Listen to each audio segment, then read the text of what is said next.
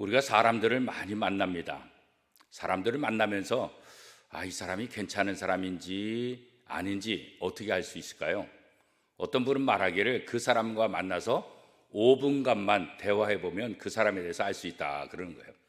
5분간 대화하면 그 말을 통해서 그 사람의 성품, 그 사람의 생각, 그 사람의 속에 있는 것들, 그런 것들을 어느 정도 좀 파악할 수 있다. 그래요. 사람을 외모로 파악하는 것도 중요하고 타이틀로 파악하는 것도 중요하지만 실제적으로 말을 통해서 그 사람을 더 잘 알 수 있다, 이렇게 말하는 거죠. 자, 그러면 우리가 하나님에 대해서는 어떻게 알 수 있을까요? 하나님에 대해서, 그죠? 하나님 볼 수 있나요? 하나님 볼 수 없잖아요, 그죠? 하나님과 대화한다 그러는데 기도가 대화라고 하지만 이 쌍방의 기도가 이루어지나요? 그것도 쉽지 않죠. 일반 사람들, 하나님을 믿지 않는 사람은 더 어려운 거죠. 자, 그러면 우리가 어떻게 하나님을 알 수 있을까요? 다른 것 없어요. 사람과의 관계도 그가 하는 말을 통해서 아는 것처럼 하나님의 말씀을 통해서 우리가 알 수 있죠. 하나님의 말씀이 무엇입니까? 바로 성경이에요. 성령의 감동으로 하나님께서 이 성경을 쓰셨다라고 성경은 말씀하고 있어요. 하나님이 원하시는 것, 하나님의 생각을 다 기록한 거예요. 그게 바로 성경이에요. 그래서 우리가 하나님을 잘 알려고 한다면 다른 것 없습니다. 성경을 부지런히 읽고 이 성경에 기록된 하나님 말씀을 통해서 하나님이 누구신지, 하나님이 어떤 분인지, 하나님에 대해서 우리가 정확하게 알 수가 있습니다. 그래서 하나님을 잘 믿는다는 것은 뭐냐면 하나님의 말씀을 잘 묵상하는 거예요. 하나님의 말씀을 모르면서 하나님을 믿는다? 그럴 수 없어요.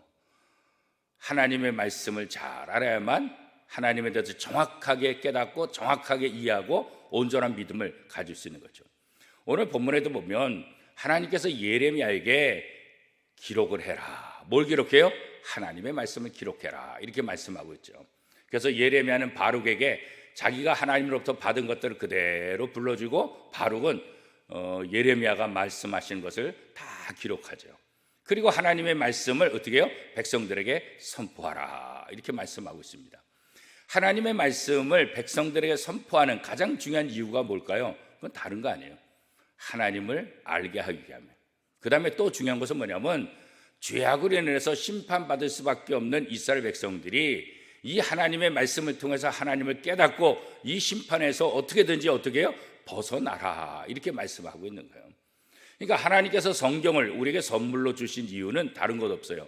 하나님을 알게 하는 거고, 인간이 죄로 인해서 멸망받을 수밖에 없었는데 이 멸망에서, 이 심판에서 우리가 어떻게 벗어날 수 있을까? 그것을 우리는 이것을 뭐라 그래요? 복음이다, 이렇게 얘기하는 거죠. 그래서 사도 바울은 때를 얻든지 못 얻든지 항상 하나님의 말씀을 전파하라. 왜 그래요?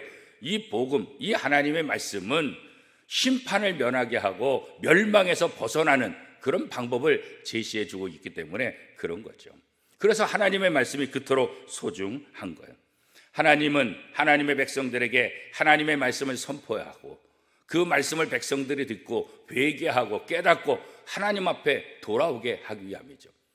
구약 선지자들이 하나님의 말씀을 선포하는데 다양한 방법으로 다양한 시대에 선포하지만 핵심은 뭐겠어요? 한 가지예요. 회개하고 하나님께로 돌아오라, 그런 거죠. 세례 요한도 회개하라, 하나님의 나라가 가까웠다. 예수님께서도 회개하라, 하나님의 나라가 가까웠다, 그렇게 말씀하시는 것을 우리가 볼 수 있지 않습니까? 그래요. 오늘도 많은 사람들이 하나님의 말씀을 묵상하고 또 하나님의 말씀대로 살려고 노력하지만 문제는 뭐예요? 하나님을 제대로 알아야 되는 거예요. 하나님을 제대로 알지 못하면 어떻게 오해가 생기는 거예요. 우리 사람 관계도 그렇잖아요. 정확하게 알지 못하면 소문으로만 들으면 또 내 선입관으로만 생각하면 어때요? 그 사람에 대해서 오해를 하게 되는 거예요. 오해를 하게 되면 어떻게 해요? 그 오해로 인해서 관계가 틀어지게 되고 또 더 힘든 그런 삶을 서로가 살게 되는 거죠. 왜요? 오해해서 그 사람에 대해서 안 좋은 감정을 갖게 되고 그 사람을 볼 때마다 기분이 나빠지고, 이게 다 그런 거죠. 하나님과의 관계도 마찬가지죠. 하나님에 대해서 우리가 정확히 알지 못하면 하나님에 대한 오해가 생기는 거예요. 하나님이 그럴 리가 있어? 또 하나님은 안 그럴 거야. 하나님이 어떻게 그럴 수 있어? 이렇게 이제 얘기하는 거죠. 그러니까 내가 하나님의 말씀을 읽고 내가 하나님의 말씀을 묵상하고 그 말씀을 통해서 내가 하나님을 경험해야 하나님이 누군지 아는 거지. 다른 사람에게 들어서 또 뭐 다른 것들을 통해서 이 간접 경험을 가지고는 하나님을 제대로 알 수가 없다, 그런 거죠. 오늘 본문에 보면 예레미야가 하나님의 말씀을 선포하다가 어떻게 돼요? 감옥에 갇히게 됐잖아요. 감옥에 갇히면서도 어떻게 해요? 하나님의 말씀을 기록하고 하나님의 말씀을 증거하라. 그것이 바로 이제 예레미야 선지자 해야 될 가장 중요한 일인 거죠. 왜 그랬어요? 심판에 대한 것이기 때문에 그런 거예요. 하나님의 말씀을 선포하는데 좋은 일만 있는 게 아니에요. 언제나 위협이 있어요. 감옥에도 갇히게 돼요. 죽음에도 몰리게 돼요. 그럼에도 불구하고 하나님의 말씀은 선포돼야 되는 거예요. 왜 그렇습니까? 모든 사람을 살리는 것이기 때문에 그런 거죠.